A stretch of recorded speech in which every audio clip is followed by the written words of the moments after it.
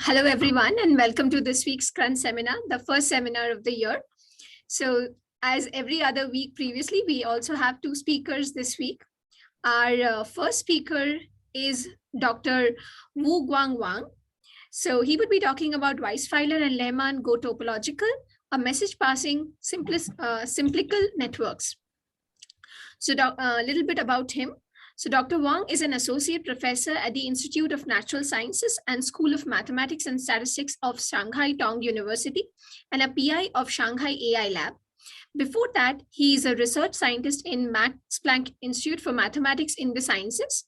He obtained his PhD from the University of New South Wales in 2015, and since then he has been a long-term visitor at UCLA, ICERM, and Brown University, and also City University of Hong Kong.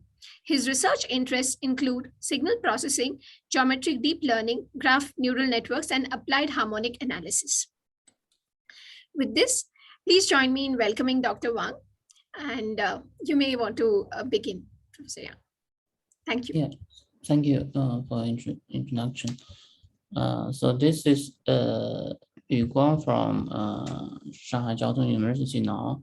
And today I'm going to talk about our recent work on message passing simplicial network, which is a kind of generalized graph neural network, which considers the high order topological features in the machine learning, in the deep learning model. This is a joint work with Christian Bodnar, Fabrician Frasca, Nina Otter, Guido Mantufa, Pietro Liu, and Michael Brunska from like different universities like Cambridge, Imperial College London, MPI, UCL, and so on. And it is supported by like ERC grant.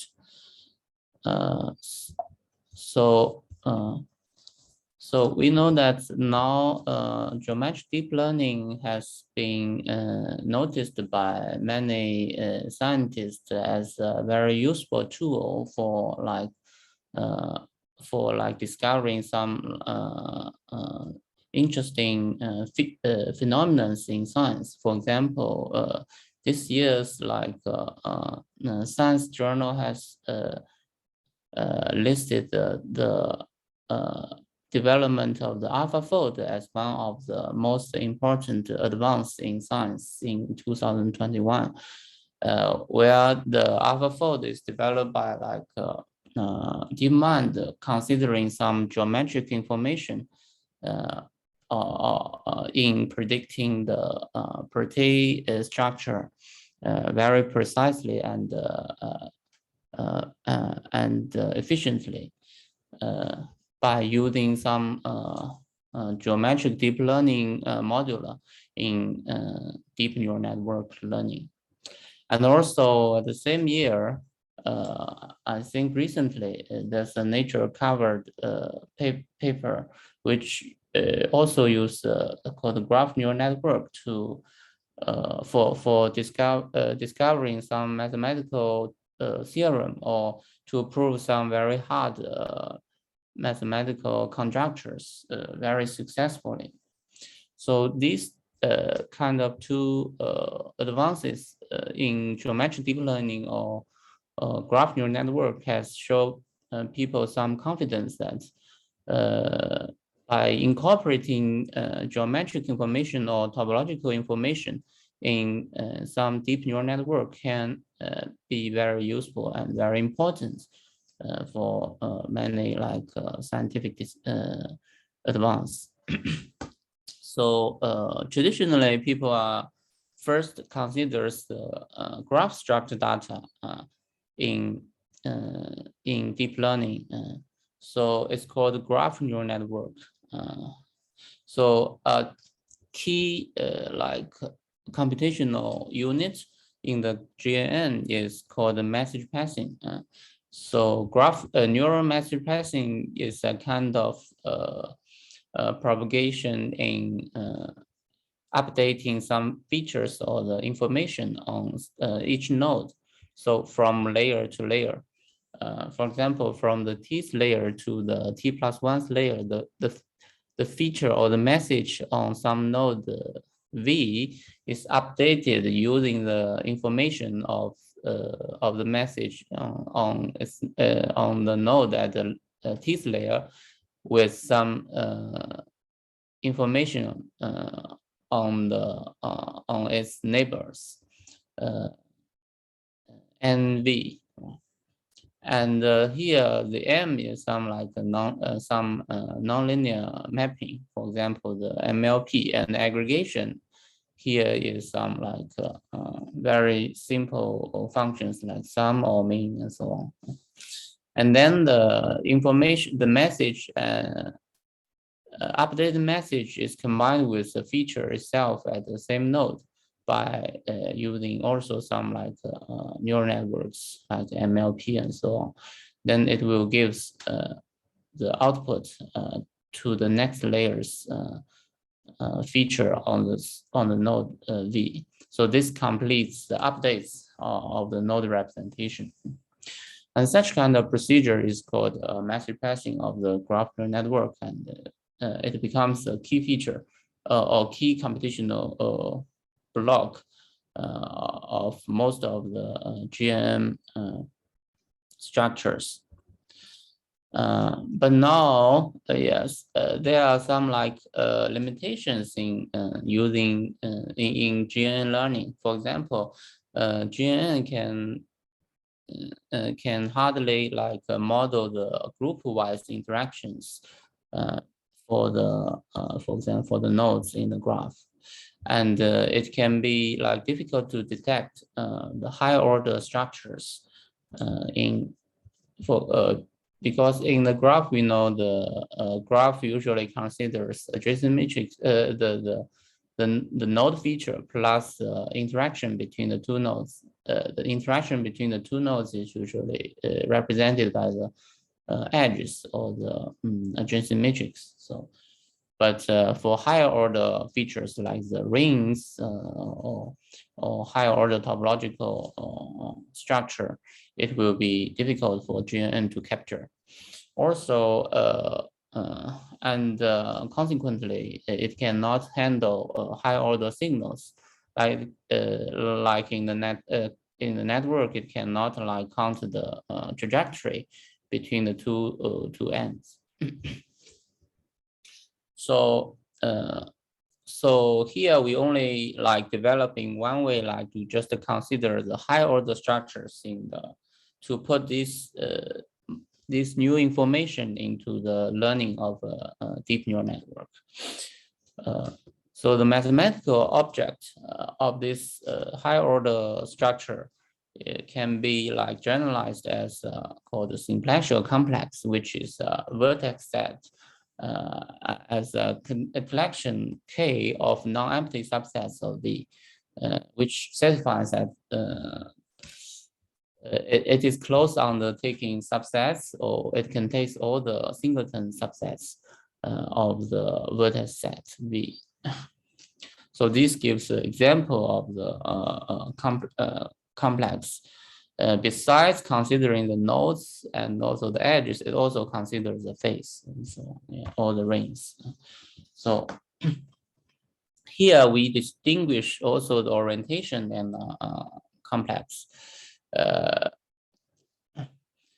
which contains only the two directions. So one is positive, the other is denoted as negative.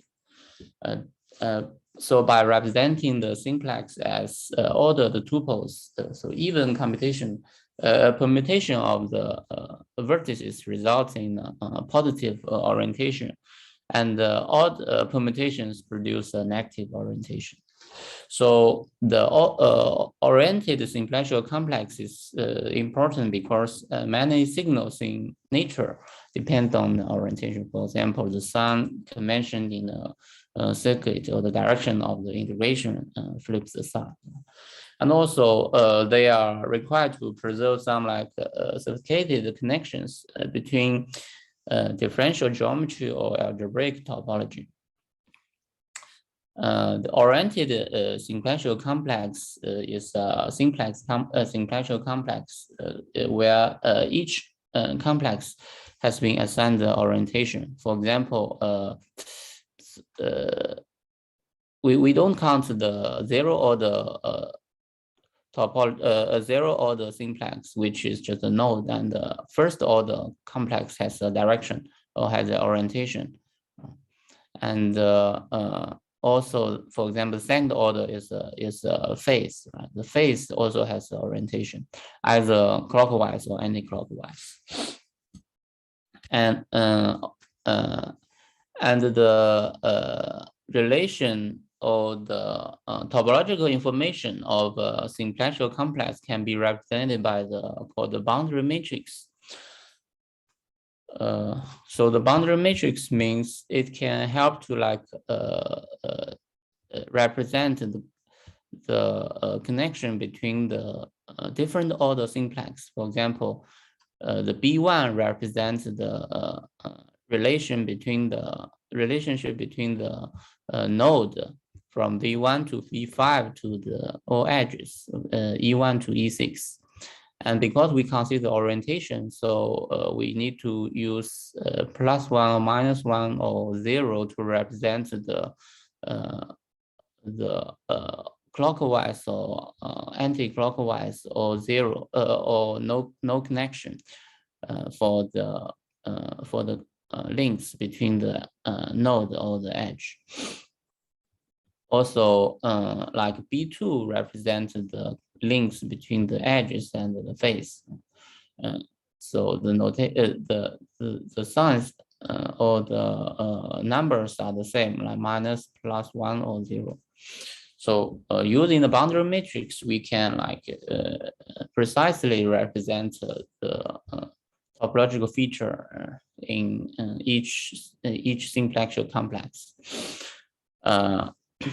And from discrete differential geometry, we can simply define Hodge Laplacian, which is a generalization of the graph Laplacian to complex by using the boundary matrix, and it contains two parts which are very important to our later analysis. So it contains it's called the lower Laplacian or higher upper Laplacian, especially in dimension 0, which only considering the vertices and the edges. Then the corresponding Hodge Laplacian becomes graph Laplacian. D is a degree matrix and A is an adjacent matrix. So here we try to link the complex or the geometric deep learning to some mathematical subjects. For example, in the geometric view, the signals on oriented complex can be seen as a differential K form. And the transposed boundary matrix represents discrete exterior derivatives. And from the topological view, the scalar signals are like the number of oriented corbits of each simplex. So the boundary matrix then represents the simplex boundary operator. That means we try to use, approximate simplicial complex by some a manifold or embedded in some manifold. And this then we can connect some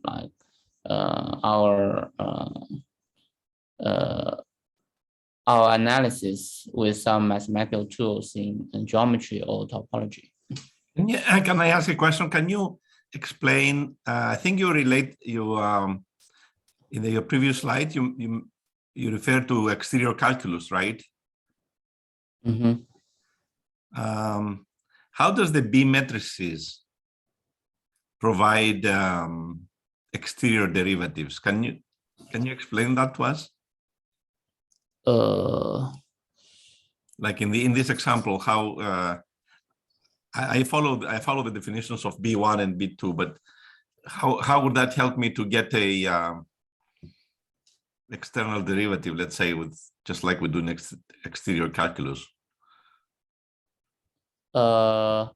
So I think the BPT transpose is just the discrete exterior derivatives in this case. Yeah.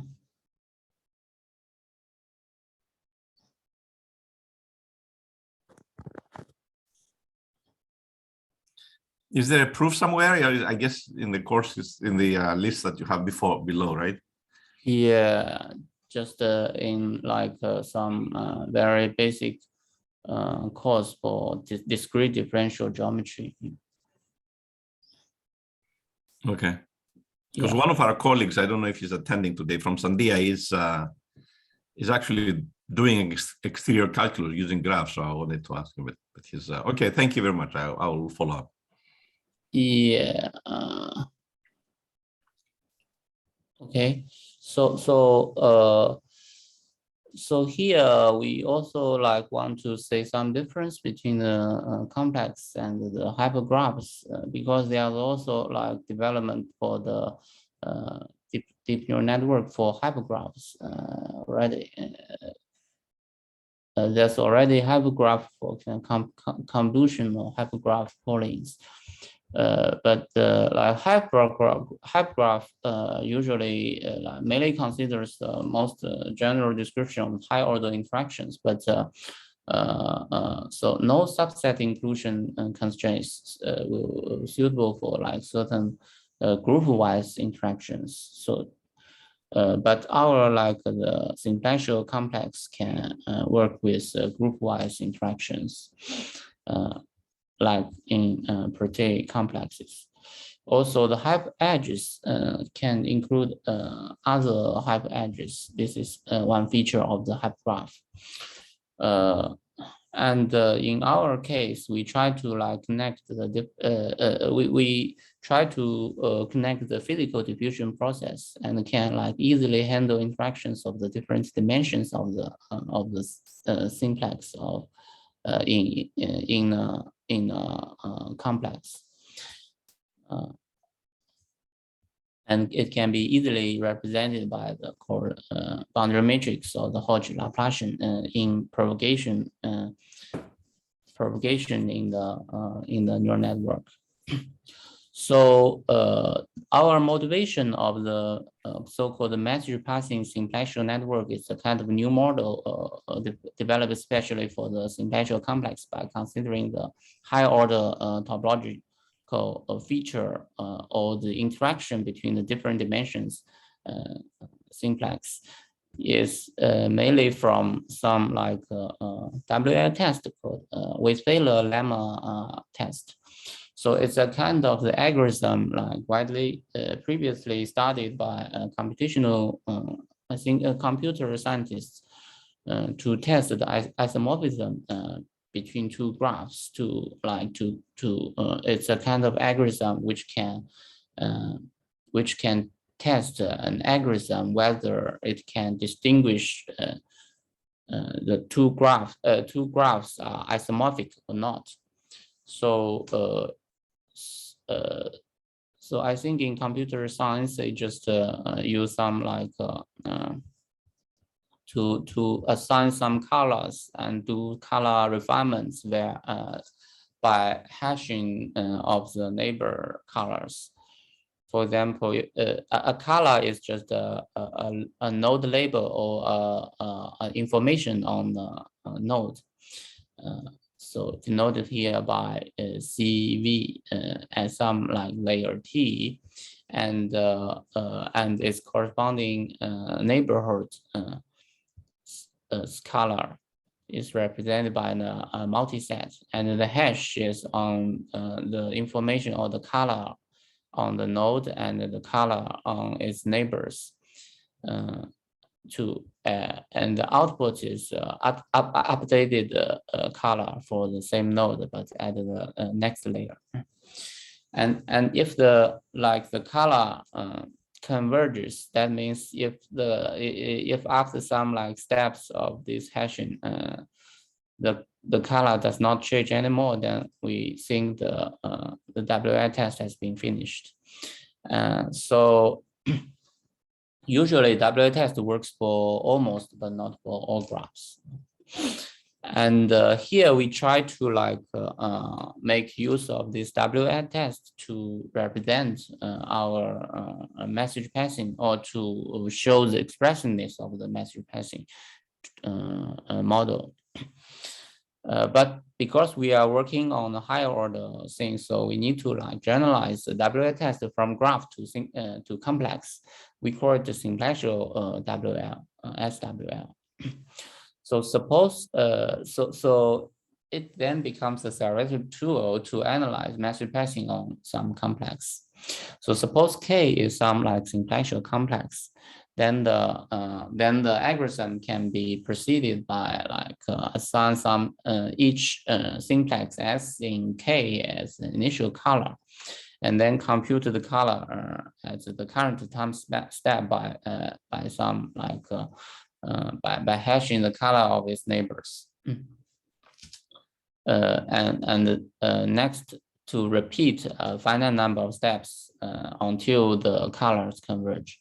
So this procedure is very similar as the original WI test, but it works now on the complex for the simplexes in a complex.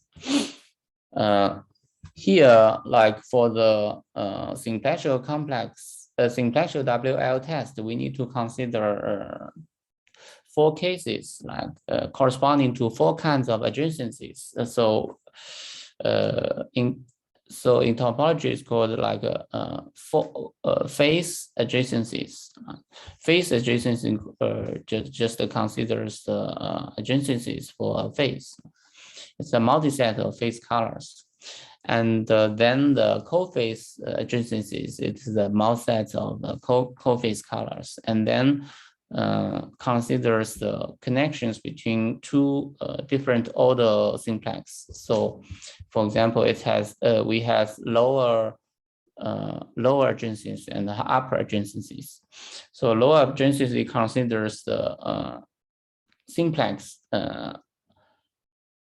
that they share a common phase of dimension d-1. So it's a multi-set of lower neighbors color tuples. And the upper adjacency considers some dimension d simplex when they share a common cophase of a higher dimension, dimension d+1.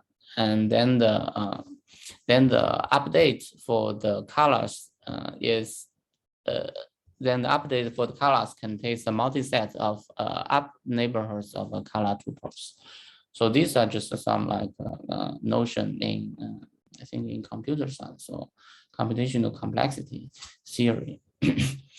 But in our case, we just use these notions and then consider all 4 cases in the updates for the SWL.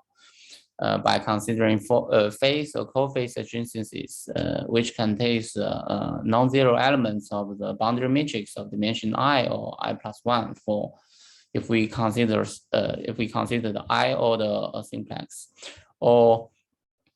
and also consider lower adjacency and upper adjacency, which are the entries of the products of the 2 boundary matrix of dimension I or dimension I+1. Respectively.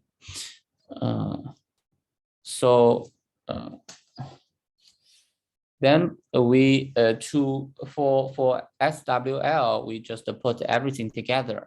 For maximum expressiveness, we include all adjacencies in color refinement rule by hashing all the color and the lower dimension phase, higher dimension co-phase, and lower and upper adjacencies together, all the colors together to be the updated color for the next layer for the same sigma is for the same simplex. So this is illustration of the Simplicial Weisfeiler and Lehman test in the message passing. So just hashing. So for example, for this case, to hash all the edge color and also the boundary vertices, triangles, and edges sharing a triangle and the shared triangle, and also the edges sharing vertices or the shared vertices.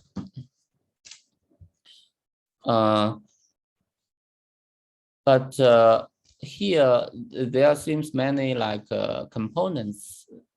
In practice, we don't have to like consider all these five components because this is guaranteed by like we can reduce this to an equivalent hashing for 3 cases of them.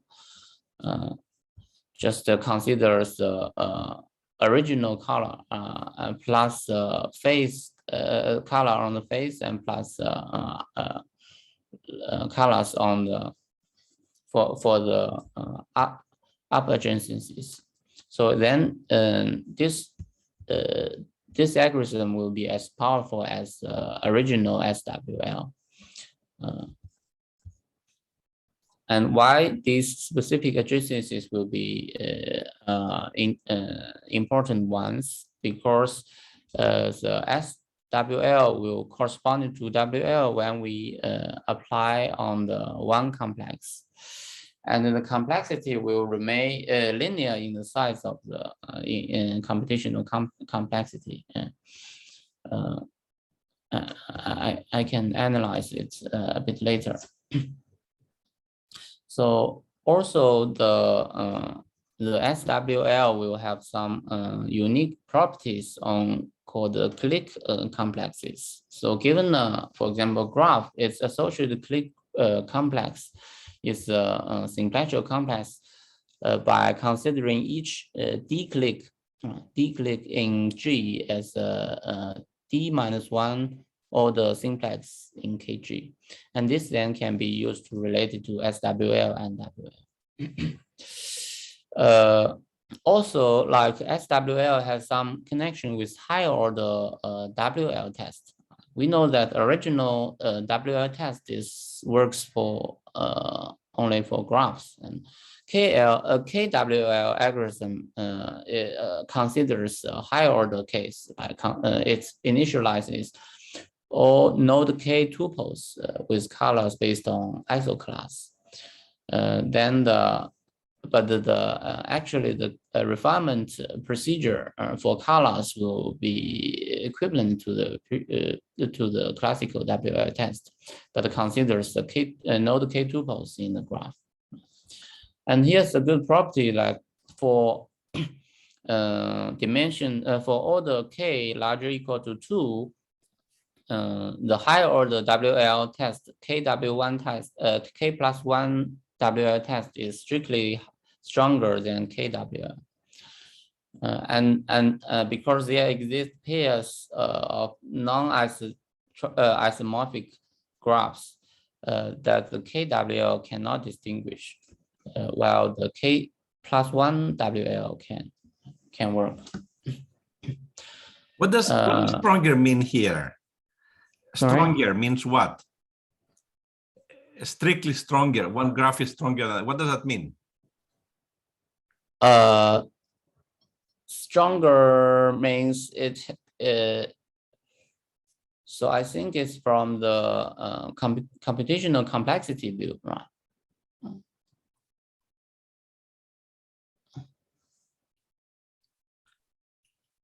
There's no technical definition of stronger, of what is strong, strictly strong. I think it can like include more. It is like intuitively, it's just means that the algorithm is more powerful. That the higher order WL test can also works for lower order case, but the lower order does not. Okay. So that means as explained by this sentence, right? By this example, like there exist pairs non-isotropic graphs that the KWL can, but the K plus 1 cannot. Okay. K plus 1 can, but K cannot distinguish. Okay. Yeah. And also there's a connection with SWL and the WL. So it can be shown that the SWL is strictly more powerful than WL, while the SWL is not less powerful than 3WL. So that means the SWL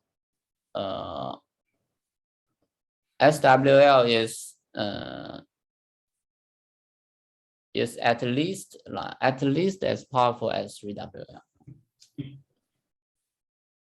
And then our massive passing is motivated by this SWL case, mainly by considering like the aggregation in the propagation of the messages from one layer to next layer on each simplex. We consider the messages of the messages of the complex for its phase, for its cophase, for its neighbors in lower and upper adjacencies, and combines all together by like using a chainable network, like for example some nonlinear functions with chainable parameters like MLP and so on. Then we can produce so-called the message passing simplicial network layer represented by this one. So this is a key update of our message passing. The difference with the classical graph message passing is that here we consider not only the features in each simplex dimension, but also the interactions between the different orders of the simplex. Then we, because this structure is mainly from the definition of the SWL, so we can imagine that the MPSN, the proposed MPSN, can be as powerful as SWL. This can be like show theoretically, yeah.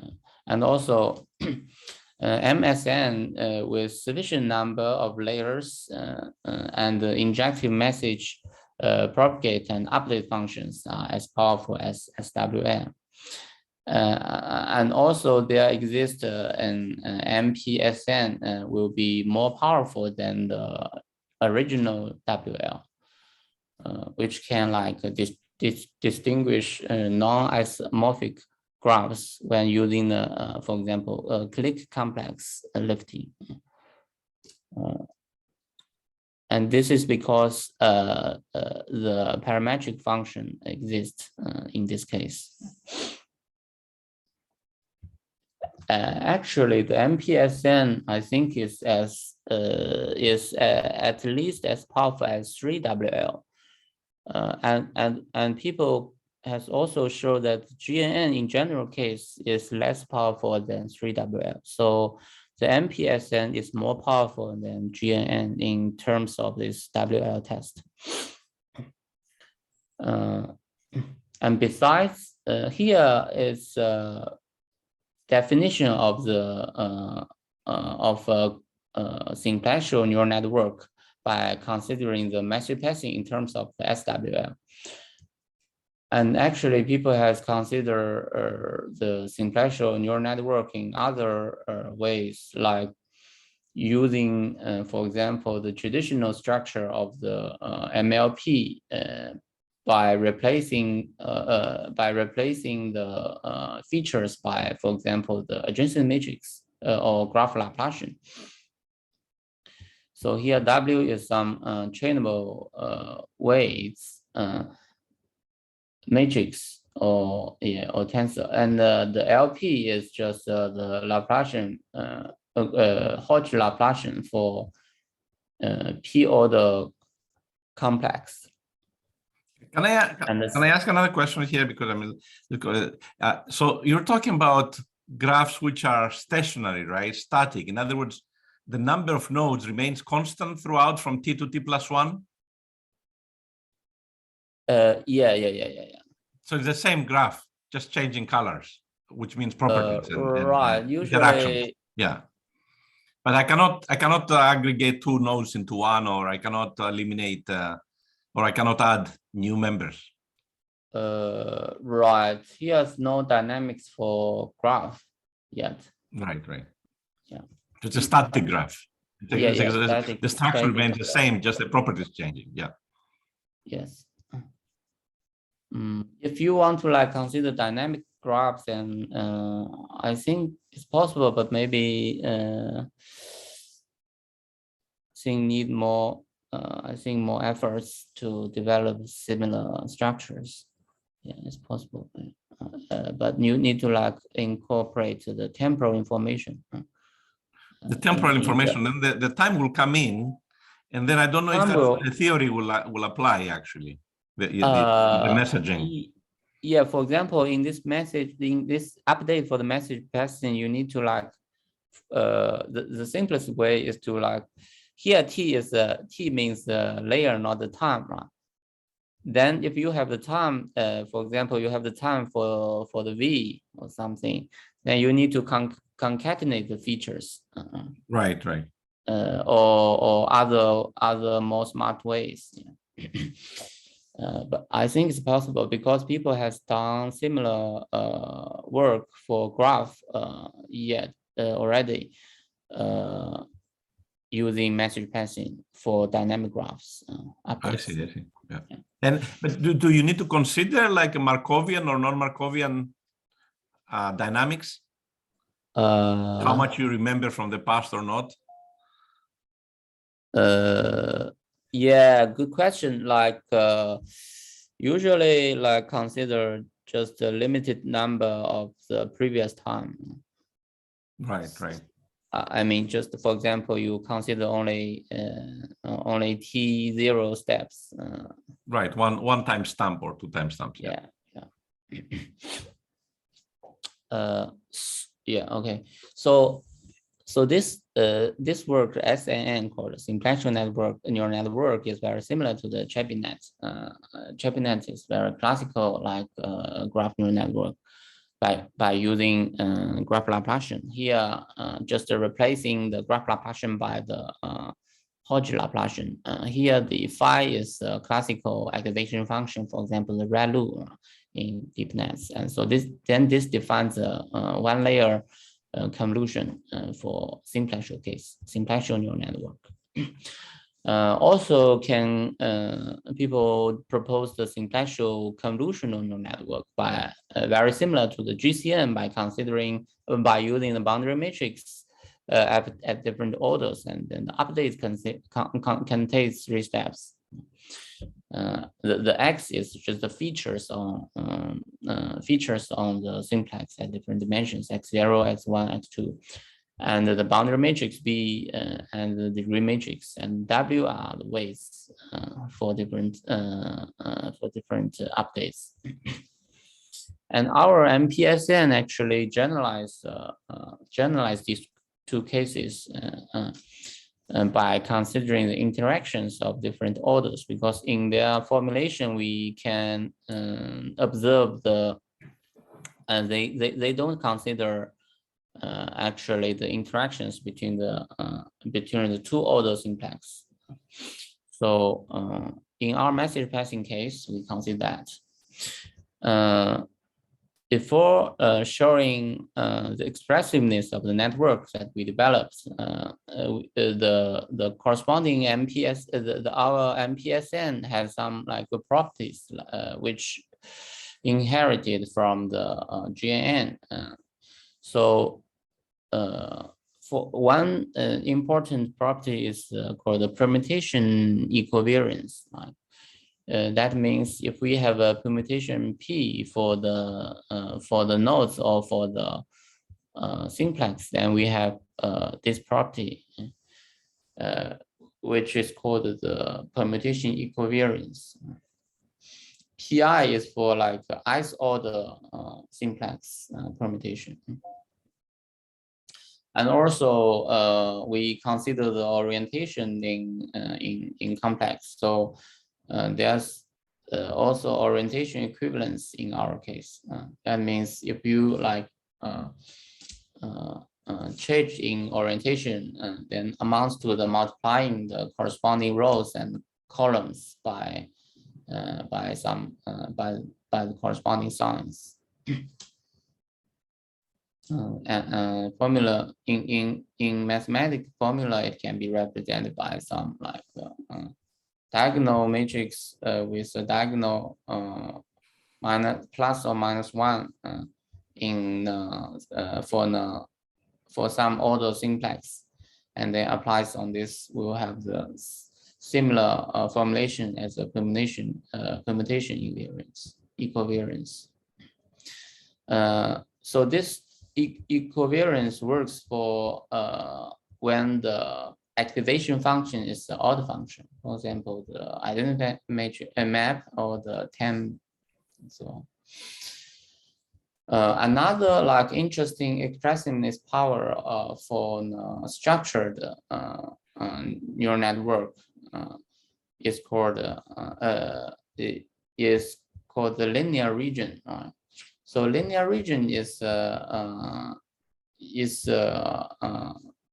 notion which is a piecewise linear function that are subdivisions of a graph of the of a function, the function graph, or the collection of all individual connected regions in the real space with hyperplanes determined by the piecewise linear functions removed. So this can help to like show the this can help to distinguish between traditional like shallow and deep neural network. And recently, people also find like using this tool can distinguish the expressive power of different neural topology architecture. For example, the CNN is shown to has more expressiveness per parameter as compared to the fully connected neural network, for example, DNN or MLP. Yeah. And also it's related to some approximation property of a network. Mathematically, a linear region is just like, suppose we have a function from dimension n to dimension m. It's a piecewise linear if the graph consists of a finite number of polyhedral pieces. And projecting this polyhedral back onto Rn defines then the polyhedral subdivision of the original space. Then the linear regions of the function are the n-dimension pieces in the subdivision. And these are the connected regions of the input space where the function is affine linear. And here I want to know that suppose we have an aggregation function be a linear rectification, then the ReLU with n inputs then defines the function with ReLU plus linear layer. So linear layer means just chainable weights times x input feature x. And this defines the activated linear layer. And then the space can be divided into two parts. So the two open half space determined by whether the product is less than 0 or larger than 0.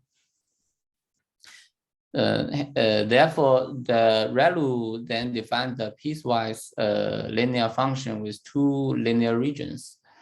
So a layer of the ReLU, suppose we have m waves, m neurons, and then it has linear regions given by the intersections of the linear regions of the individual ReLUs. So using this concept, we can somehow, using the linear regions, we can show the complexity of a neural network. Suppose we only use ReLU in the traditional DNN.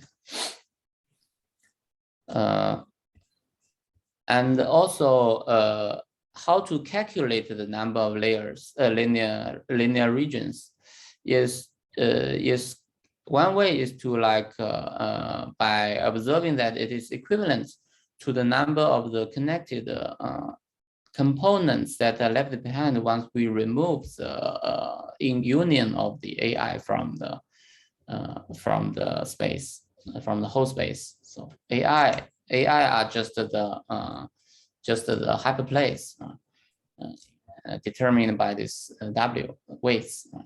So given a neural model, that means we are given trainable, we are given the weights parameters.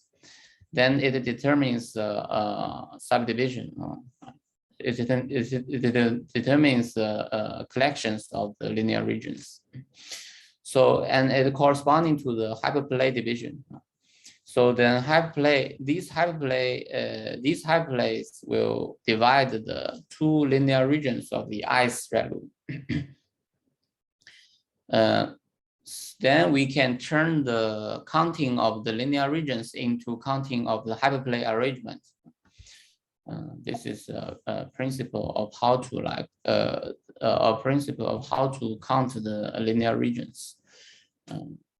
So if we count the linear regions of a particular neural network or particular network architecture, then we know in this view, or in the view of this region, how complex a neural network would be. And the one fundamental estimate for the linear region is just from a very classical result of Zaslavsky's theorem.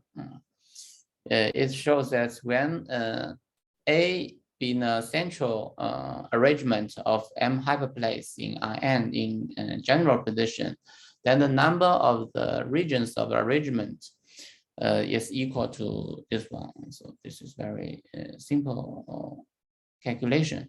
It is very fundamental. So then we can turn our calculation of the number of linear regions into this hyperplay arrangements. Applied to our case, like for example, because we want to compare our MPSN with previous GNN and SN's expressiveness in terms of their linear region, then we rewrite the GNN in this form. The most of the GNN can be write as this convolutional form with this activation, ReLU activation. Here, H is some aggregation function considering using the adjacent matrix A and the node feature X. For example, the famous GCN is just A tilde. A tilde is some normalized adjacent matrix times X times W. So very simple form, but very powerful. And then the number of the linear regions for the general case GNN can be counted like this. Then the D is the dimension of the feature, how many features you have, and M is the number of the output features, and S0 is the number of the nodes of a graph. Then considering one layer of the SCN, so SCN, as I previously mentioned, is this one. By using boundary matrix to update update the feature in the network. Then we can rewrite the SCN also in this form, where M is some like topological feature, a generalization of a JSON matrix, and then H is the features on the simplex, and W are the trainable weights. Then this layer's linear region has a number of the product of these sums. So we can observe this. It is a generalization of the left-hand side case. Suppose when we only consider dimension 0, then it reduces to the GNN case. If we have higher order, if we consider higher order topological features in the structured data in neural network learning, then we have more linear regions. So that means the SCN, one layer SCN is more powerful than one layer GNN. Similarly, we can rewrite the MPSN in the convolutional form, but more complicated by considering here need to consider the simplex at the order n and its neighbors. Its lower and higher order simplex, m-1, s-1, and s+1 order. And at each order, the corresponding topological feature of the structure information M, U, and O are actually represented by this W as in the tensor form.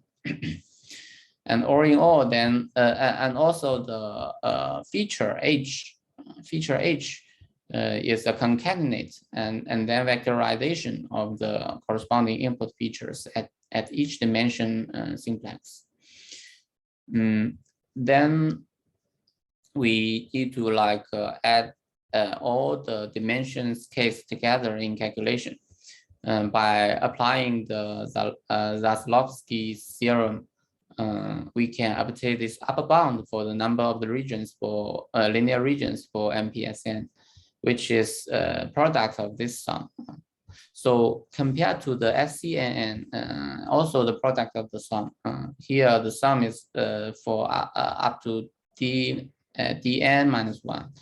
But here we consider like the dn, but also dn minus 1, dn plus 1. So because we consider the interactions of the different order syntax, then the number of the regions becomes larger. And here's also a trivial lower bound and trivial upper bound. Then we can see that there's still some gap between the lower bound and upper bound. But when we compare the lower bound with the upper bound of SCN, we can immediately observe that MPSN is strictly more powerful than the SCN in terms of the number of the linear regions.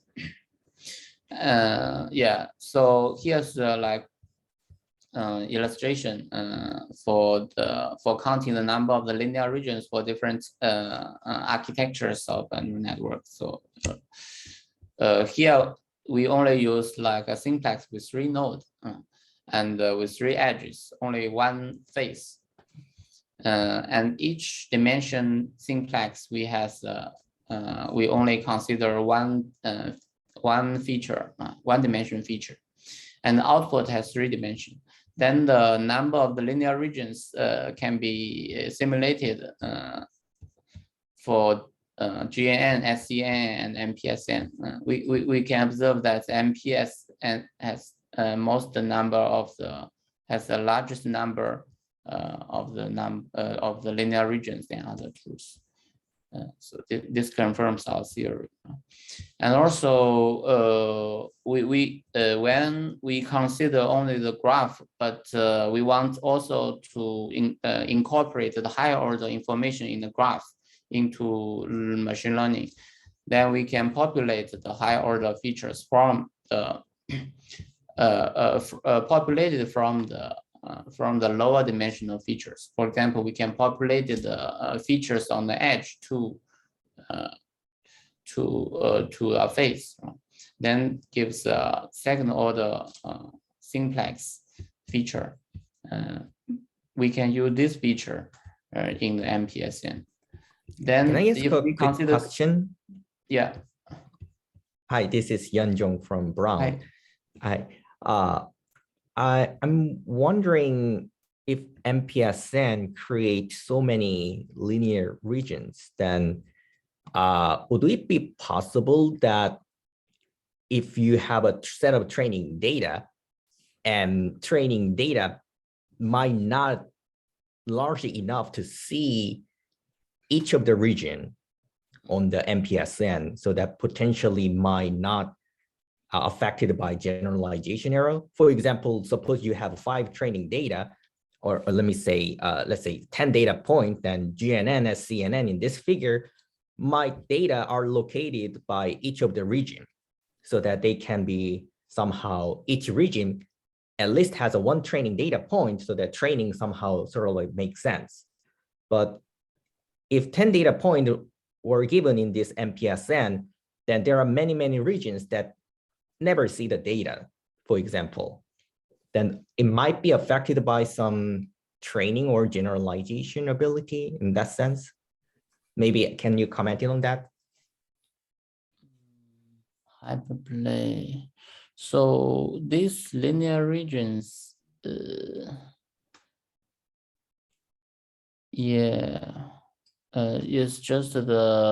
just a region for the features, for the input X.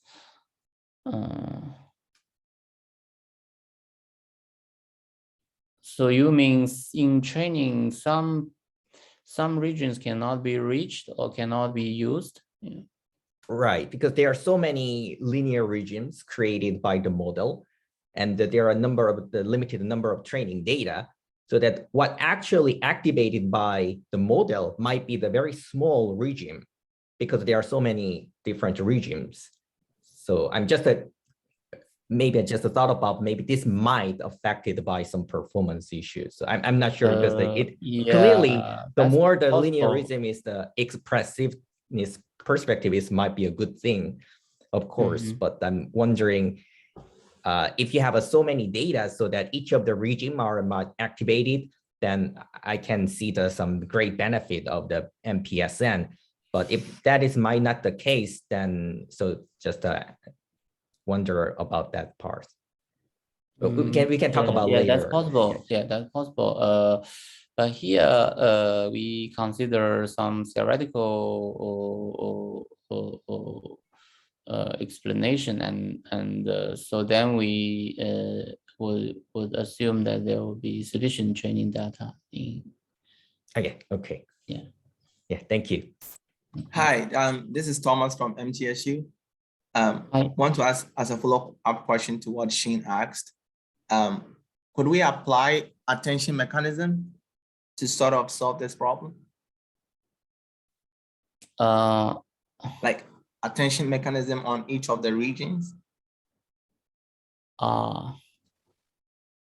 Here, actually, I don't know how to extract each region in training. Here, we just try to count the number of the regions to show the network complexity. Yeah. Okay. Yeah. Attention is possible, because for example, people has used attention as a basic tool in updates the message passing. Okay. Yeah, like import the feature into the attention to show to make it more powerful as possible. Yeah. Okay. Yeah. Thank you. So I will proceed then. Then the number for this case, populated higher order features, the number of the MPSN is also like larger than the SCN and also larger than the GNN case. And I think in most cases they are strictly larger than that, and then these two. And in terms of the practical like computational cost for our algorithm, is actually linear in terms of the linear in the number of the total simplex in the complex. So so it's a kind of it's a linear algorithm. There's also like click lifting procedure is empirically somehow tractable, like finding all the, for example, maximal clicks in the graph has worst case complexity in exponential order, like 3 to n/3. But finding clicks of a specific max number in real world graph is significantly faster in practice. So simplex trees from topological data analysis library scales linearly with the number of the simplex. So the performance is expected to be significantly better than the KWLs, which is omega n to k. Because the number of the k clicks in the graph is big O n to k. So there's some like problems when we using the click lifting. And actually in our recent work, we developed a algorithm called cellular neural network. So that will somehow make use of the clicks or the rings in deep learning training. And finally, I want to show some empirical results for some real data. Here we use Simplicial message passing but the architecture of the network is from the GIN graph isomorphism neural network. It's a kind of a famous like graph neural network which can guarantee some good like expressiveness. And we just replace the message passing in GIM by our MPSN by considering more features, more high order features. And for example, in distinguished strongly regular graphs, our case is much better than the traditional GIM, which fails actually in most of the cases. And we report here the percentage of the graph pairs that the models fail to distinguish, and GN or GIM probably fail on this task. And we compare message passing work with the MLP plus a readout network, and the results reflect the benefit of a message passing procedure. And also we test on some like graph benchmarks, real world graph benchmarks, mainly for like some biology data sets. And compared to the GIN, our SIN has typically at least as powerful as their GIN or more powerful than that. But not that much, because I think in this graph cases, there's not much higher order information yet. But in the next example, like for classifying the trajectories, to distinguish between the trajectories above the upper hole and the and below the lower hole, the two passes, two trajectories. The test accuracy in our case is with the 4-layer message passing is much higher than using GNN with the same number of the layers. And also it can be applied to like ocean drift trajectories by distinguish the whether it's clockwise or counterclockwise drift trajectories around Madagascar. And also use 4 layers of massive passing. In MPSN case, it's much higher than GNN, 30% higher in test accuracy. How big is this? Can I ask how big is this test with the drifters, the ocean drifters? Do you know how big is the set? How big? Data set? Yeah, how big is this data set? Yeah. I think the number of the nodes is not that much. Yeah, thousands of nodes. Thousands of nodes. So the node is a drifter. Yeah. The node is a drifter here, or is it? What is the how is it then the graph is constructed here? How is the graph is constructed? Is it because the drifter is moving, right? It's a trajectory. So yeah, but I think we are just you have a static. You have a static graph, so yeah. The graph I think is just I think the time is around 2011 to 2018, right? Then for each time we counted the drift position, right? And then we chase the trajectory of the drifter. Okay. Right. With the time, yeah. But we don't consider it as a dynamic system. Yeah. Okay. Yeah. And in short, we introduced a coloring algorithm called the SWL, and then it motivates us to develop a neural message passing works on the Simplicial complex, which generalize the graph neural network by considering higher order topological features. And then in terms of both the WL test and also the linear regions, we show that the MPSN is more powerful than CNN and more powerful than GNN. Also, our experiment shows the theoretical results are very positive. Thank you for your attention. Yeah. Thank you, Dr. Wang. Do we have questions for him? Hi, Dr. Wang. I'm Mengjia. So I would like to ask, what's the time cost for this network? So MPSN, like the training time is much more than the graph neural network or similar? Because I saw the accuracy is increased a lot, like from the results part.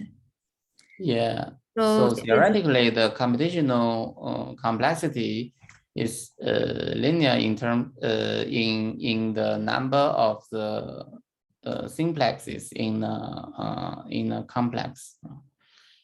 And for the real world case, we consider the populated graphs, and then the number of the simplex is from the populated like the populated cases.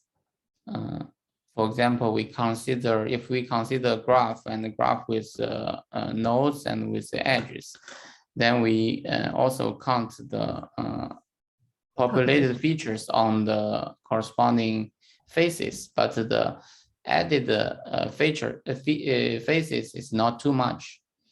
So compared to the computing time in GN, it's actually not too much. Not too much in training. Yeah. So the MPSN is also not too much. Yeah, not too much, especially in this, because here we see the number of the nodes is not very huge. for example, here only has thousands of the nodes, then it's typically okay. Yeah, and also we have like in the next paper we have tested some like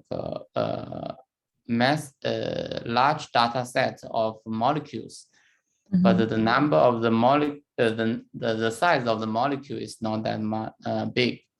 Then also works for that. How many molecules? We tested, for example, the zinc, also some OGB data sets. I think zinc is the largest. The largest one contains 250,000 molecules. Oh, That's a lot. Yeah, it's a big data set, but each molecule has only, I think, up to 100 atoms.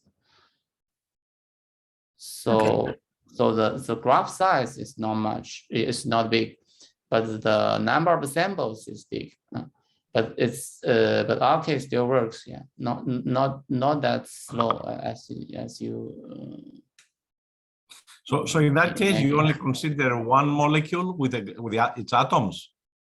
In the case of the zinc that you said, the data set, do you consider only one molecule with 100 atoms, and the atoms are the nodes of the graph? Because you said you have 250,000 molecules, but are they interacting? 250,000 molecules. For example, we use 90%, 80% of them as training data sets. So the data set contains, for example, 200,000 molecules. And the task, for example, to predict the atomization energy, right, of each molecule.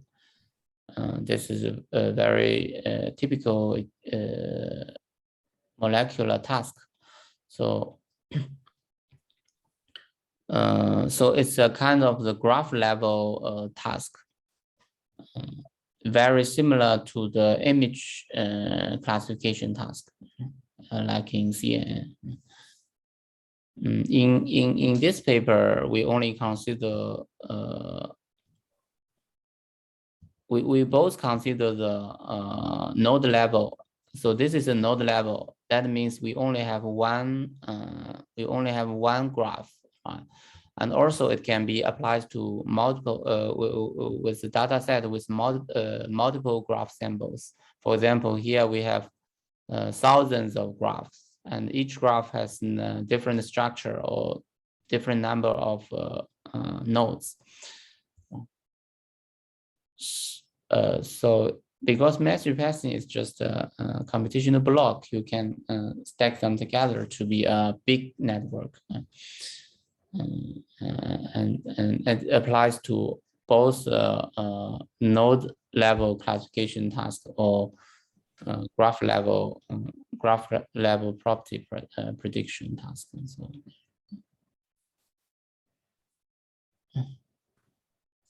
Thank you, But Dr. Node level only considers usually just one graph, but the graph may contain a lot of nodes, and the graph level usually can consider a number of graph samples, but each graph sample may have not so many nodes.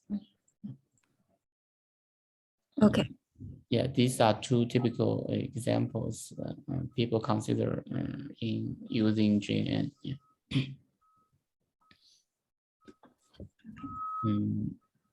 Do we have more questions for Dr. Wang? Yeah. Okay, I think if there are no more questions, so thank you for joining in and thank you for taking your time. Yeah, and thank you very much. Yeah. Thank you for staying late. And I know in Jiao is very late, so thank you very much for staying late. Okay. Oh, I already exceed the talk time. It's okay, no problem. Thanks very much for your talk. And Thank you. Thank you for your invitation and questions. Bye. Yeah. Bye. Our second speaker today, he's already online.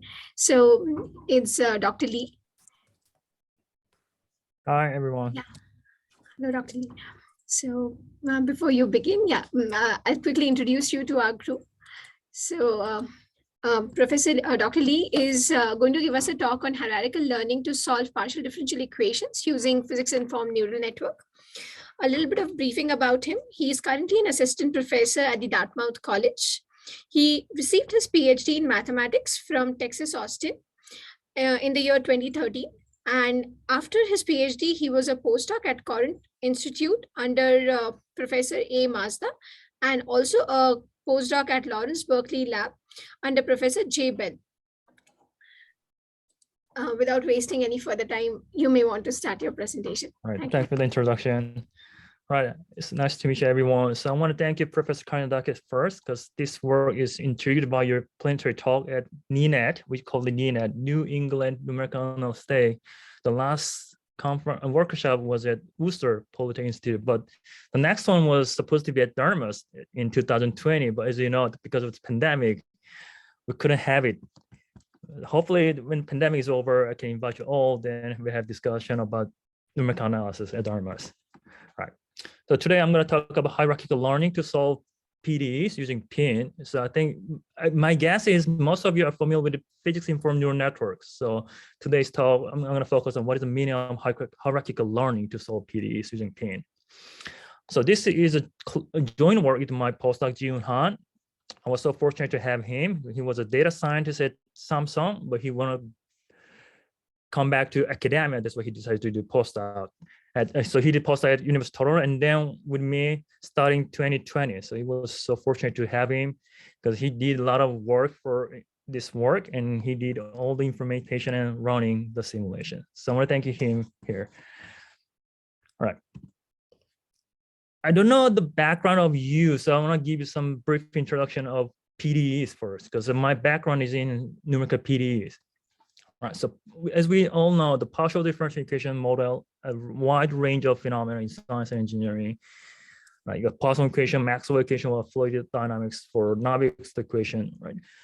So in solving this PDE, well, the analytic tool is very limited. In particular, for nonlinear PDEs, well, the analytic tool we have is only a small fraction, and the techniques is unnecessarily small to tackle challenging problems.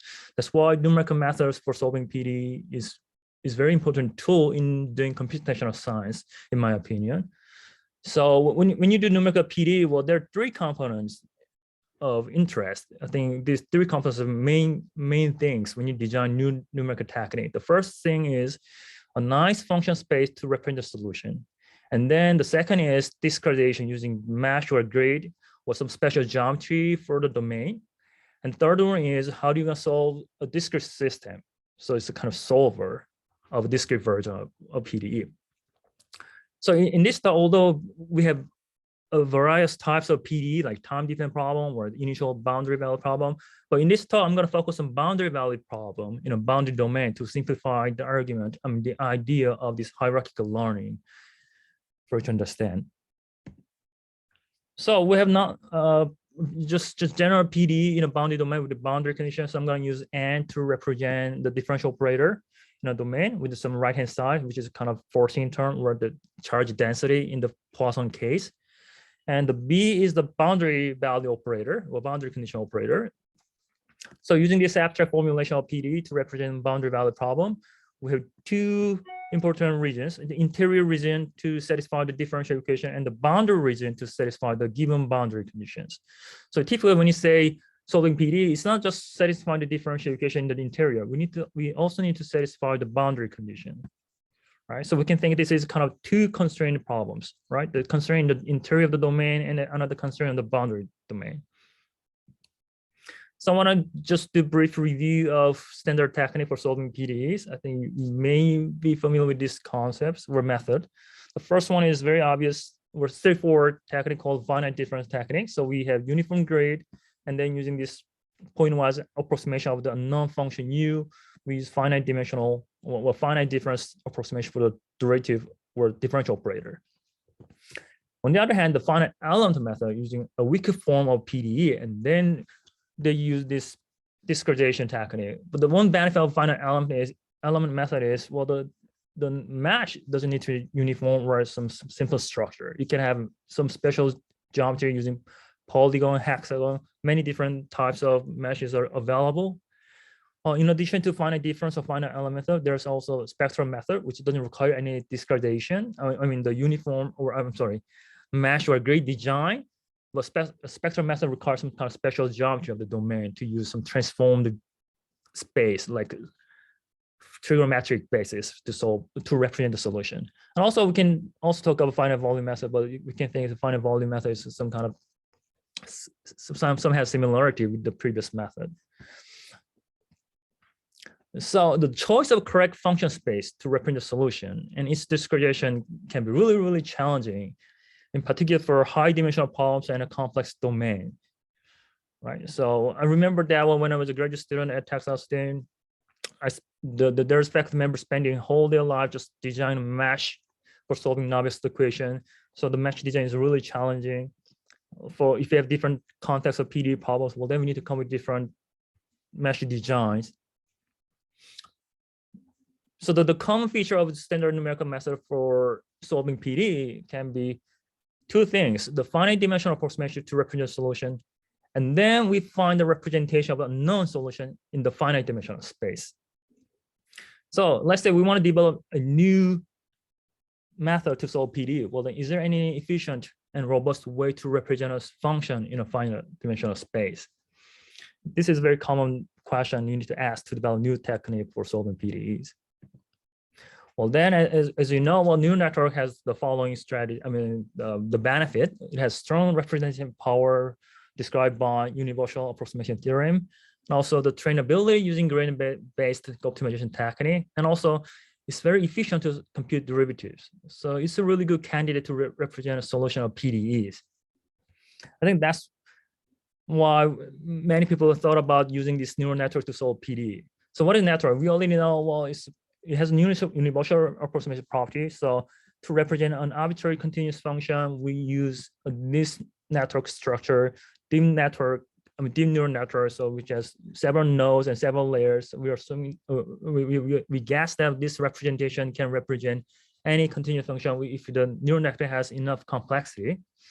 And using this network, we can do classification. So when you have data for cat and dog, well, then we represent a classifier using neural network. And then when you have data for cat, it generates output saying the 1, 0. So the probability of cat is 100%. And when you have dog, you get 0, 1, which says that it's the probability of 100% to have dog.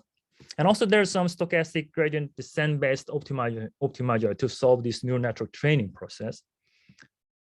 So I guess this motivates a lot of work to solve PDEs, right? So it's very obvious because the neural network has a universal approximation property. We use the neural network to represent a known solution of a PDE.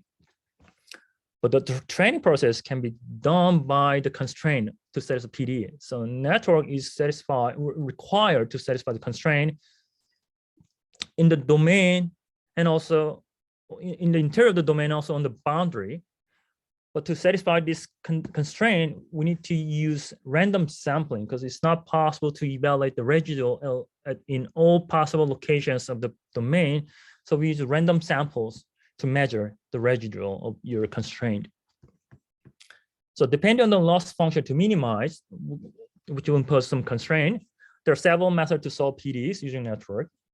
The first one is direct PDE residual technique. So in particular, the physics informed neural network is well known in this direction. So the idea is we have loss component. The first component is related to minimizing the residual in the interior domain, which is related to the differential operator. The second loss term is related to the boundary constraint. So we have sample point xb, and we measure the difference between the given boundary value and the boundary operator of your neural network. Okay. However, as you mentioned before, the actual loss function must be in this integral form because we want to satisfy the constraint in the whole possible location of the domain, but due to the limitation of evaluating all possible locations, we use this sampling, Monte Carlo-like sampling, to define the loss function to train neural network to solve PDEs. So for a particular class of PDE, we can come up with a different approach. In particular, for elliptic PDE problems, there's equivalent energy minimization framework to solve it. So instead of using this direct residual of differential operator, we try to minimize this energy functional appropriate space. So the only difference is here, instead of having this differential operator, we have this energy functional of this PDE, and then we try to minimize the sum of these two different losses to satisfy the given PDE. So I want to introduce another technique developed by Dr. Jiun Han and his collaborator at University of Toronto. So they come up with this derivative-free technique to solve elliptic and parabolic PDE problems. So in elliptic and parabolic PDE, we know that there are equivalent stochastic formulation of PDE, stochastic formulation of the PDE, right? So instead of taking derivative of the neural network, we just use the stochastic behavior of random walkers. So instead of solving the derivative gradient, we just run many different walkers around the point in the interior, well, then we use average here. So that we take an average of random walkers evaluated by the neural network to define the loss function. So in particular, in this case, I didn't put any boundary value, but we can also impose boundary value problem in this framework. But I want to come up with some potential issue of using these neural network-based techniques. So the issue I want to share with you is the training process can be unexpectedly long to learn the solution. In particular, if we want a high accuracy. So this is an example from this paper or preprint. So they were trying to solve this variable coefficient Poisson problem as a kind of model of multi-scale problem in heterogeneous media. So when they use neural network-based technique to solve this problem, although the actual reference solution is given by this blue curve, their neural network-based approximation is given by this red curve. So the large is used, and this is time series of relative error. As you can see, although you solve the problem, or you solve the training process very long time, the error doesn't decrease that much over time. So there are many explanations why we have this kind of behavior, why the training process of neural network-based approach for solving PDE takes really long iteration for training process. So the first guess was, well, one of the explanation is the balancing between these different loss terms can expedite the training process. So for the boundary value PDE problem, we have loss term corresponding to the interior loss and another loss corresponding to the boundary condition, right? So when you have these two different constraints, their behavior under this training process can be quite different. For example, when you evaluate this interior residual or loss, we're calculating the second derivative of this neural network of the solution. So if the solution has very high associative behavior, the second order derivative can have a large magnitude in the evaluation. On the other hand, on the boundary value problem, because we don't evolve any differentiation for differential problem, for example, the magnitude of this loss related boundary problem, a boundary condition can be stay at a reasonable magnitude. That's why they come up with some idea to how we can balance between this different magnitude of a loss term to expedite the training process based on neural network. So there are several approaches proposed by several different research groups. So the first thing is imbalance of gradient of individual loss. So they just weight each term. Weight is we put different coefficient in front of this first loss and the second loss, and then they decide this different weight based on the magnitude of the gradient of the terms. It's very straightforward. And also they can overcome the imbalance of these two different terms based on the NTK, neural network tangent canal idea. So they estimate the convergence rate of each loss term and weight each term based on that information. That's one way to do it. And also the last thing I know is instead of calculating this the tangent canal eigenvalue or some gradient, which can be computationally expensive to calculate, there's a way to use some kind of magnitude information of each term. Then we use this magnitude information to design the weight of each term correspondingly.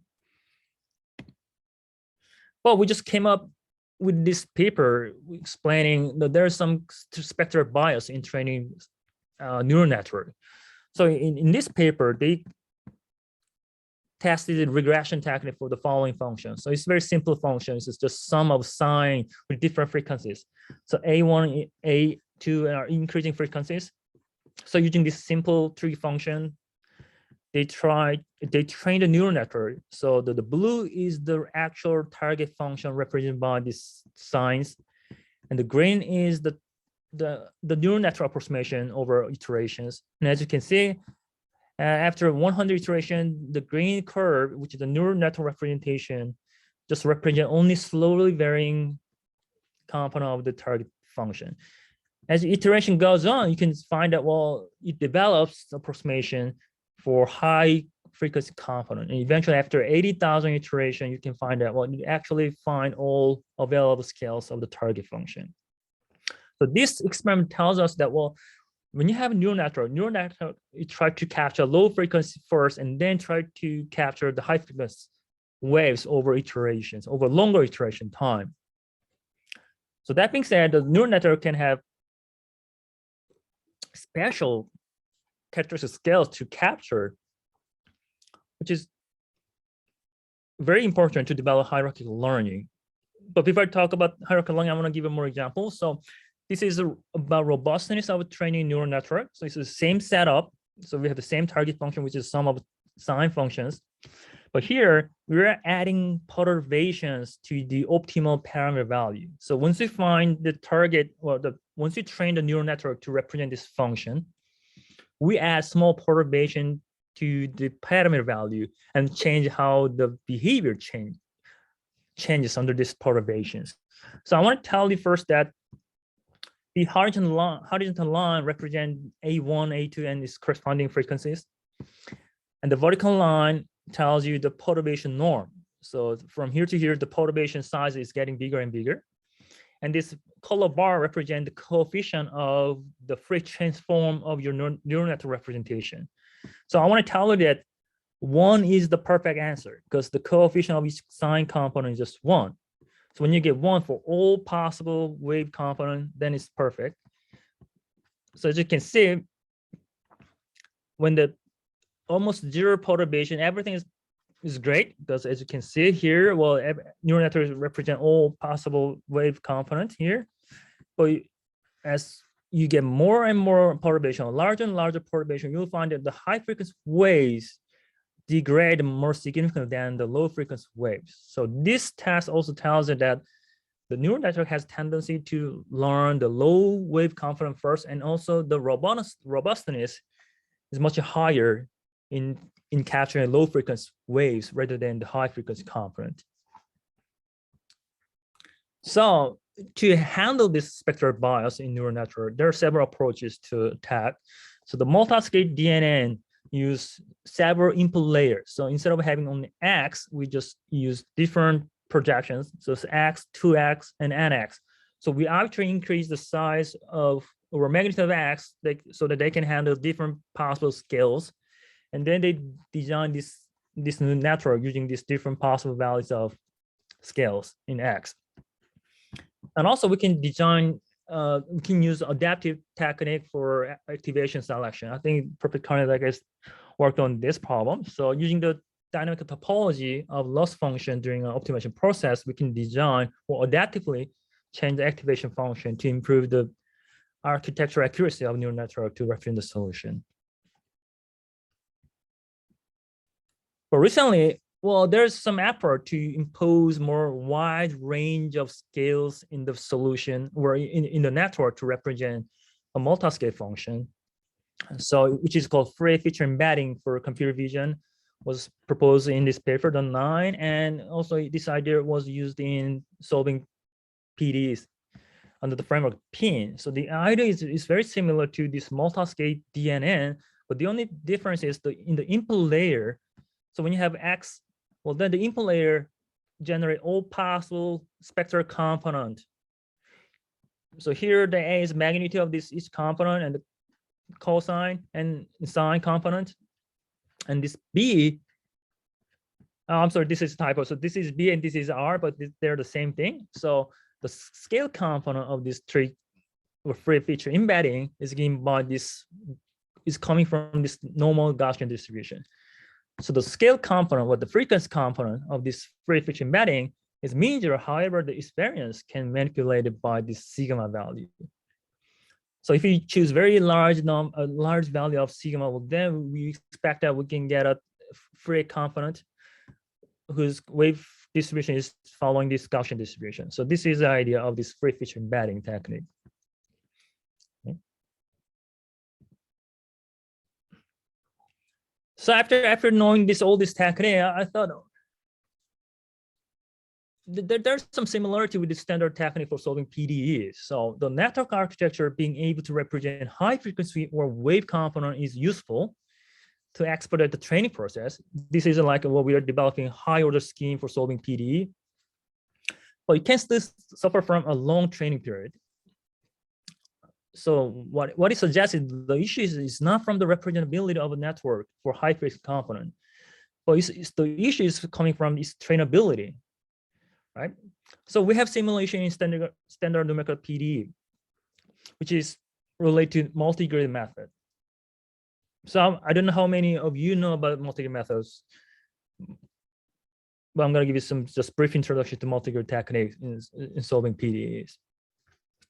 So in multi-grid method, the idea is even using a very fine resolution discretization to represent all possible scales in the solution, right? If you use finer and finer grade, well, then you expect the representation error will be decreasing based on your accuracy of your numerical solver. However, if you're using a very fine resolution of discretization, the uniterative solver can suffer from a low, slow convergence. So the idea of multi-grid method is, well, a given mesh representation has its own characteristic scales with a fast convergence rate.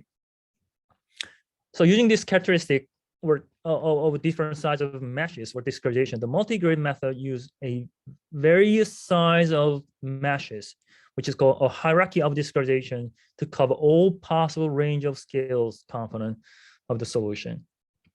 So idea is the following.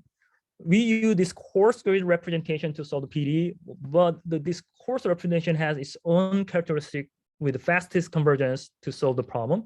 Well, then the missing scale component can be captured by this finer mesh size, and we use iterative technique over different size of meshes to get a fast convergence on solving PDEs.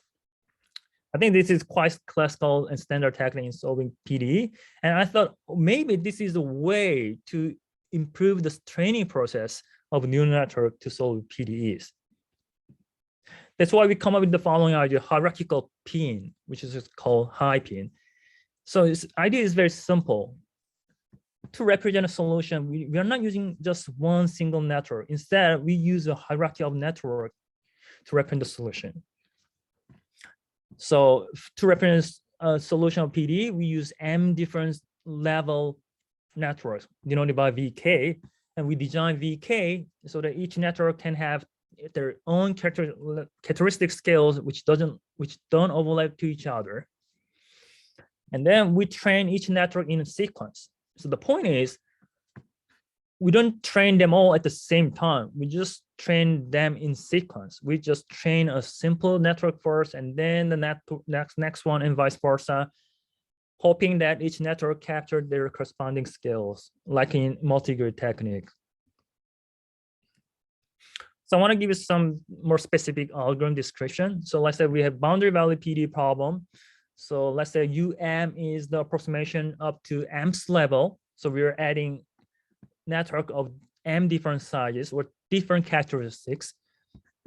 And then to train the next level network, we train the following loss. We use the following loss problem or following loss functions. The only difference is it's almost the same as before, but the only difference is instead of using one single network, we input this whole component. So pre-trained, the previous trained network and additional network of interest at the current level. So this has been already calculated. So when you train this one, we only train for this theta n+1. In particular, if n is a linear differential operator, and also the boundary condition is a linear, well, then you'll find that this new algorithm doesn't require any new coding, because when you expand it, then you'll find that, well, this is just solving the same PDE operator with different right-hand side, like different forcing and different boundary value. So in terms of coding, this is very straightforward. We try to apply the standard PN algorithm into this hierarchy of networks. So the important question is, how do you design the networks, right? Because in multi-grid, the grid is a good information to decide the characteristic scales for convergence for iterative technique. So we just come up with a very brute force idea. Just try different complexity, different networks of different complexity. So we want to represent an unknown function, and this is two-level representation using two different networks. So the first one, V1, is very simple network. It has less layers and then less node in each layer. However, the second level network has much more complicated behavior.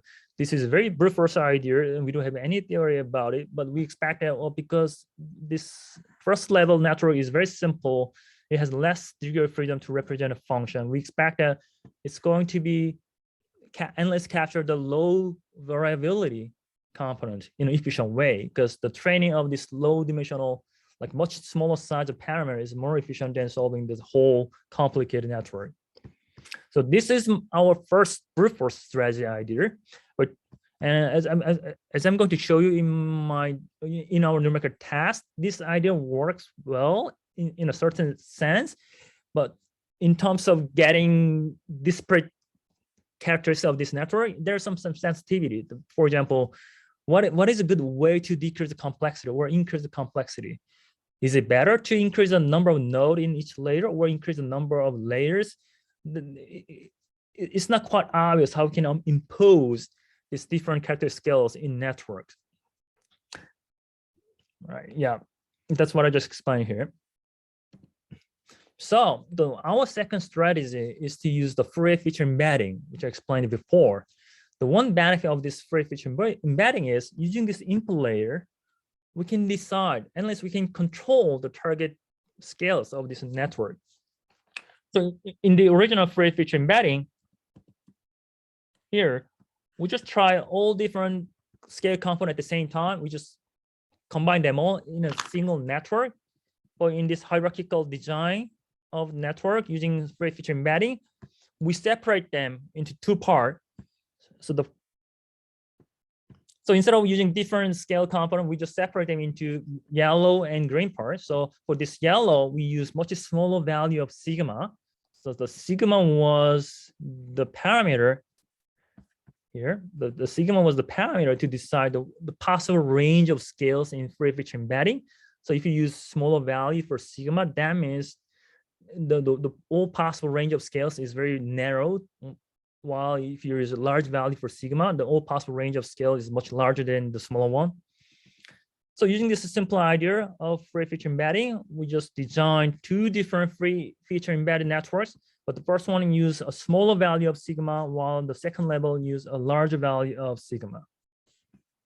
And this is a way to impose hierarchy in neural networks. Yeah. Just for reference, because we're interested in imposing different scale components, we don't change the architecture structure in Fourier feature embedded hierarchy. That being said, we only control this sigma value while the layer and the node number in each network is the same. So the Fourier feature embedded network hierarchical learning is a benefit that we can control the all possible target ranges of the network, but there's no computational efficiency, because when you solve the first level, there's no guarantee, there's no benefit in terms of computational.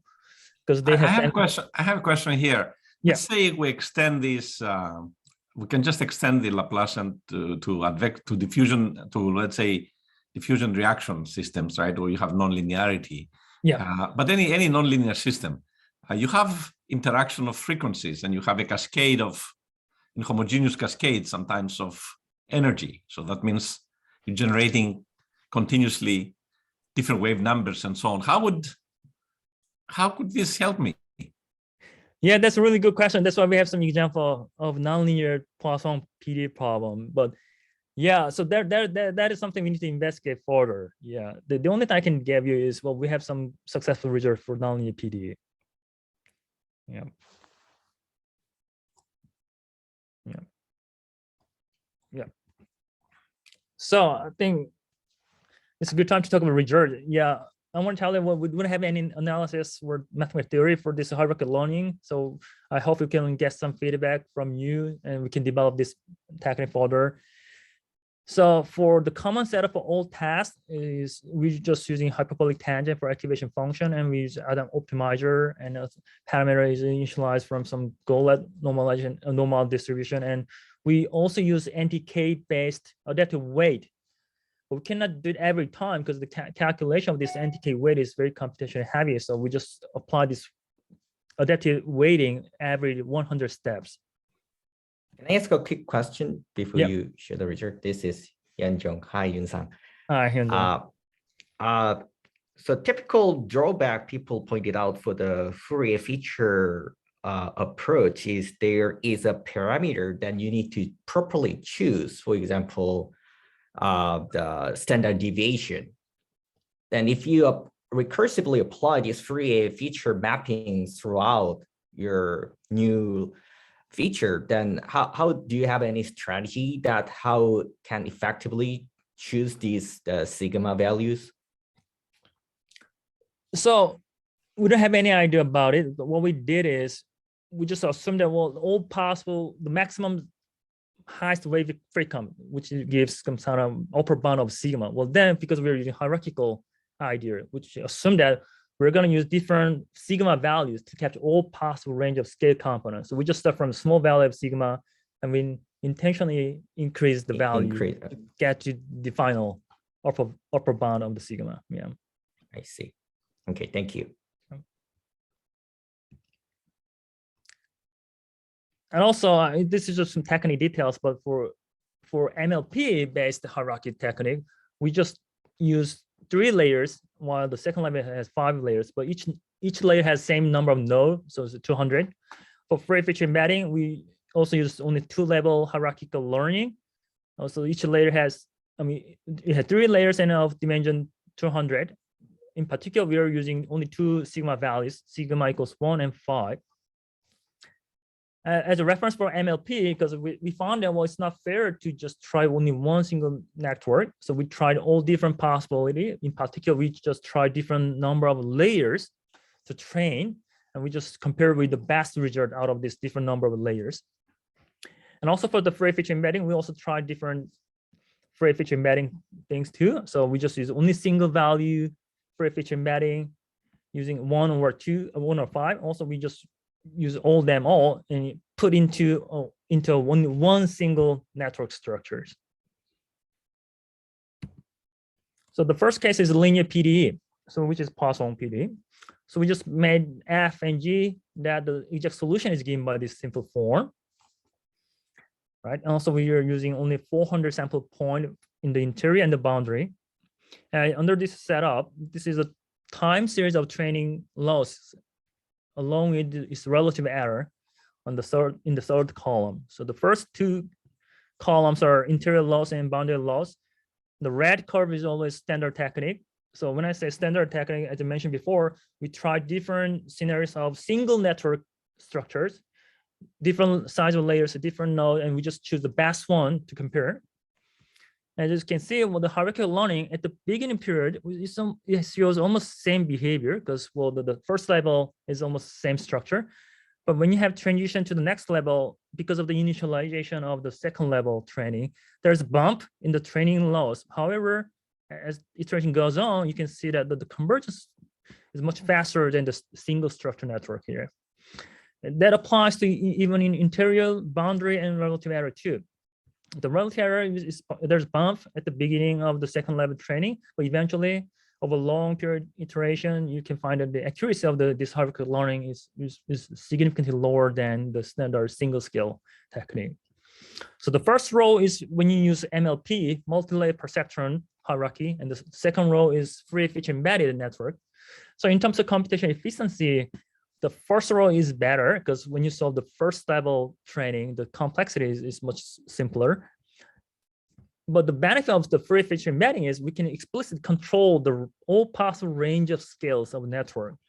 So using this benefit of free feature embedded hierarchy, we will able to get much lower training loss, even in the lower training, the relative error here. So the relative error using MLP was order of 10 to the -2. But the relative error using the free feature embedding is almost 10 to the -3. So it's almost 5 or 10 times better than this MLP-based technique. So this is a pointwise plot of errors along with the reference or exact solution on the left.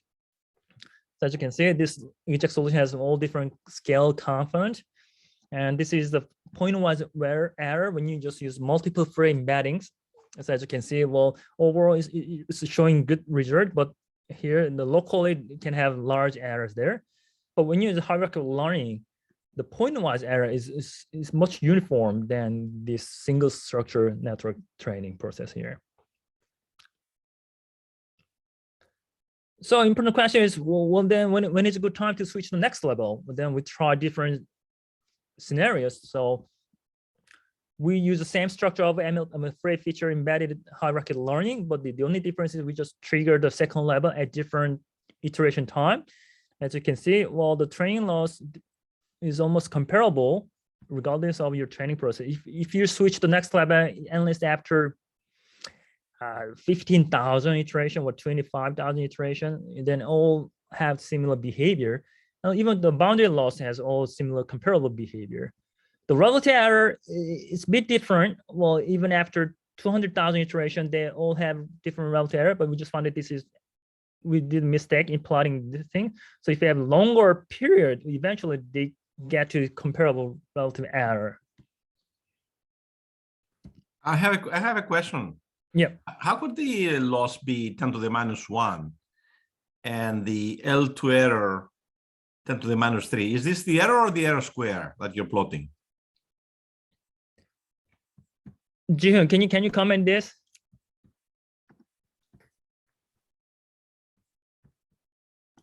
Sorry, could you say again the question? Yeah, I mean the loss here is 10 to the -1. Yeah. And the error is 10 to the -3.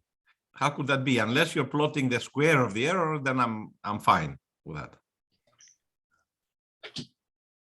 Oh, so it's a relative error. So the L2 error is not just L2 error of the error. We just divide by 100. Yeah. Yep. Yeah. Okay. Right. So what I'm saying is, excuse me. Hello. Yeah. This is Lulu. Yeah. I have another question. So let's say from the first figure, if we only look at the in this slide, there's the left figure. So let's say if we ignore the L2 error, let's look at the loss. So from this figure, it seems to me, if let's say switch to the second stage using one step, then the loss would goes like this. Would it be let's say if we look at only the loss only, that's what the best. Right. Yeah, but it turns out it's too short. It's not that great to switch to the next level. Why? Let's say I switch to the second level, but you're only using one. A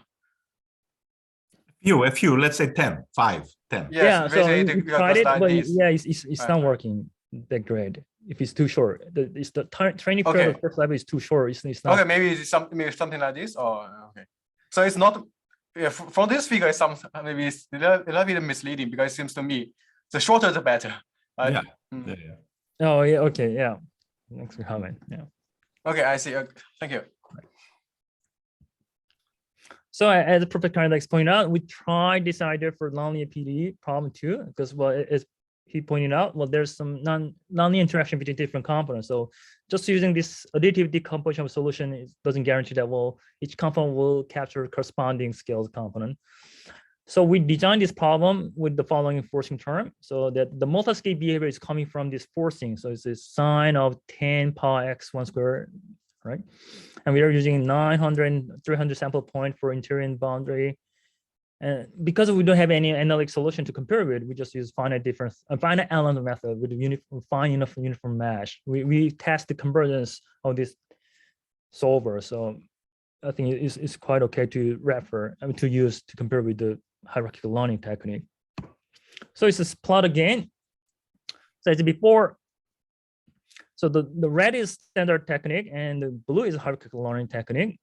So in terms of interior loss, well, at the first period, well, it's not performing any better because, as I told you, this is one single standard technique. We just choose the best out of different scales, different network structure. So this structure is different from the first level architecture in hierarchical learning. That's why the error is much larger using hierarchical learning. But when you switch to the second level, it dramatically drops. But eventually, when you look at the relative error, you can find that, yeah, the relative error is actually getting smaller than the single scale network structure. That's when you use multi-layer perceptron technique. It was a little bit difficult to get this result because the designing of MLP to have different character scale was very challenging for us. However, when you use free feature embedding, the difference between this standard learning and hierarchical learning becomes more obvious. So we tried many different scenarios of free feature embedding network, but the blue one is our hierarchical technique. So although the transition period has a very large error, but eventually the training loss and the relative error goes way below than the standard technique. So here's the same point-wise plot, the reference on the left and the point-wise error by the multiple free feature embedding network and our hierarchical learning technique. Compared to the linear case, I think it's probably because of the linear behavior, the uniformity of this point-wise error is much worse than the linear case. In particular, on the boundary, we can see we have some high frequency behavior here. But still, in comparison with the single structure network, we find that, well, the overall error of this hierarchical learning is significantly smaller than the single scale training process. Here's also transition to the next step. So we tried many different things. In this case, well, the training loss really depends on when you switch it. But in terms of relative error, we can tell that although it takes time, but they all converge to comparable error in the end. So the last example I can show you is the steady state advection diffusion problem. So this becomes a multi-scale problem with Differential and Neumann boundary condition because the velocity field, which is incompressible, has this multi-scale structure using sine and cosine functions. The viscosity is 0.01, so we are more into the advection dominated behavior of this steady state problem. And also the forcing also has 4 pi x2 and some wave component to impose some nonlinear interaction between these wave scales and these forcing scales.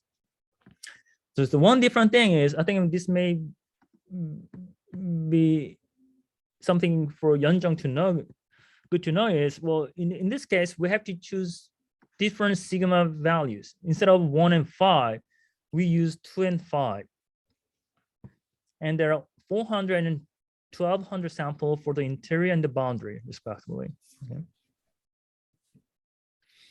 However, well, the behavior is almost similar, right? Using different architecture for hierarchical learning, you find that the interior loss, the Differential boundary loss, and Neumann boundary loss, and also even the relative loss all has fast convergence rate. But I want to emphasize that the goal of this hierarchical learning is not saying this hierarchical learning has better representation. We also agree that any complicated single structure network can represent any complicated behavior, but the problem is how long it takes to capture the complicated behavior using just one single network. So in this figure, the relative error using the standard technique with the sigma equals 2, or the other technique, you'll find that if you just keep running longer and longer time, then you'll find that, well, this is actually getting smaller and smaller.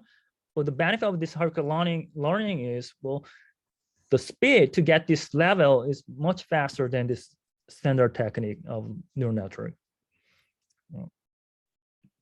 Also, this is just pointwise error estimate or error plot. So reference is the final element reference solution, and the pointwise error using single free feature embedding and our hierarchical learning. As you can see, well, you find that, well, overall, the pointwise error of this hierarchical learning has uniform distribution. That means all possible components, scale component of error is well captured by this hierarchical learning. That's the goal of hierarchical learning, right? On the other hand, this single structure or single frame embedding has some patterns you can see from this figure. All right, so this is N, and we have just made some preliminary result on this hierarchical learning. So we propose hierarchical learning or network design to solve PDE, but we plan to test our hierarchy with more than 2 levels, because I showed you only 2 levels. And then I can tell you that Jihoon tested 3-level hierarchical learning. It shows it's also decent result. But the problem is when you have 3 levels, it becomes a little bit challenging to see the difference between the level. That's why I didn't show any 3-level simulation here. And also we find that to test more than 3 levels, we need to get a really, really complicated solution to test. But it turns out, well, we don't have enough power to try much more complicated reference solutions to compare with the more than 4-level or more than 3-level hierarchical learning. So it's ongoing work. So hopefully we can report in the near future. And also in terms of analysis, I think we need to work on the relation between the target characteristic scales of networks and also the network complexity or the free feature embeddings. We just use naive idea. The complexity of network will change the characteristic scales. Also, just changing the sigma value of this free feature embedding will change the characteristic scale, but we don't have any rigorous mathematical analysis. What is the actual relationship between these factors for this neural network characteristic scales? And also, lastly, we're interested in designing network hierarchy for time-dependent problem. Historically, multi-grid technique developed for time-dependent problem. Also, some work on a time-dependent problem by the research group at Lawrence Livermore.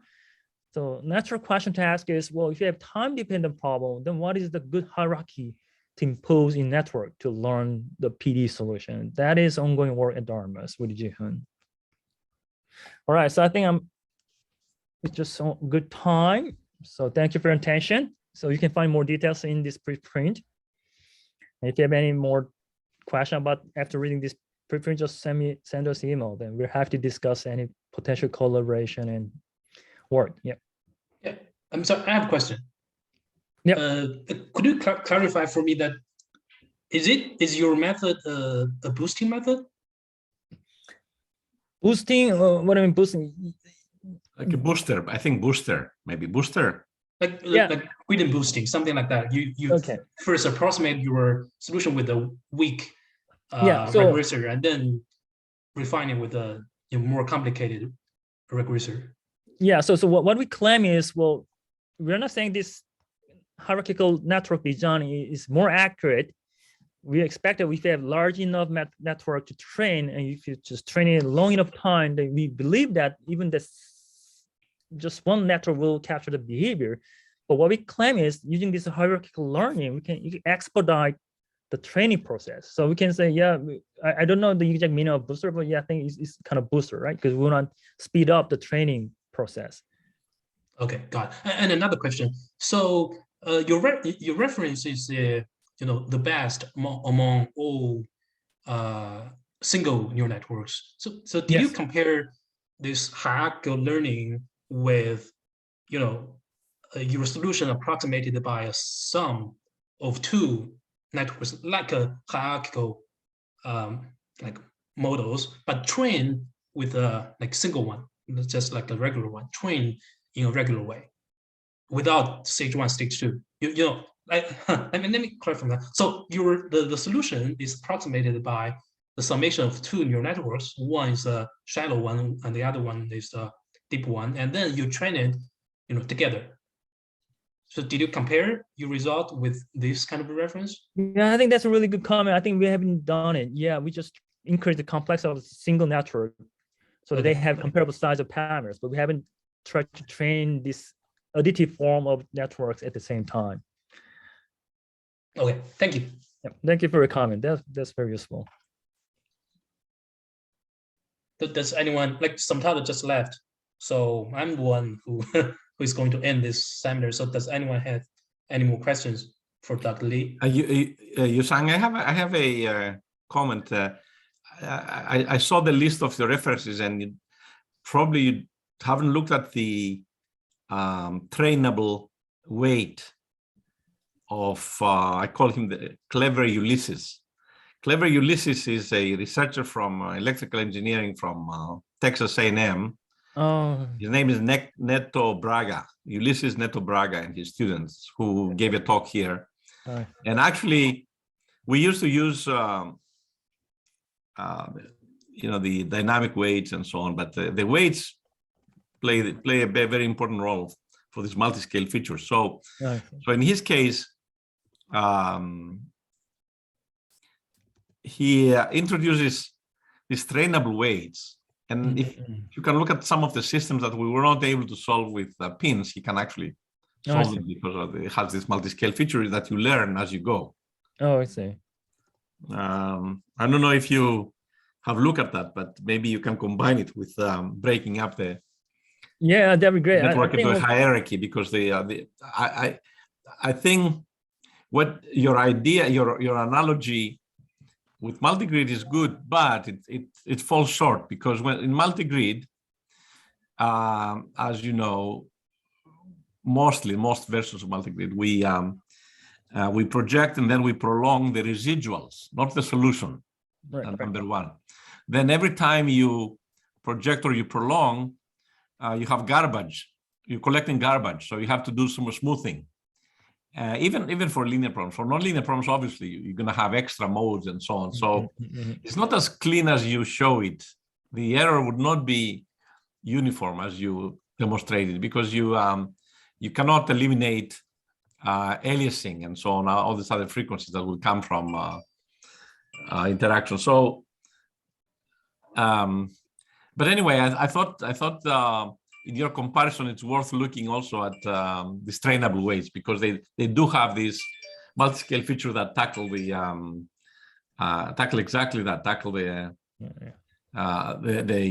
bias, the spectral bias. Thank you for your invaluable comment. Yeah, that's very useful. Okay, if no one has more questions for Dr. Lee, let's thank Dr. Lee for today's presentation, and everyone has a good weekend. Bye. Yeah. Thank you. Thanks, Yoonsang. Thanks for taking the time. Thanks. Bye.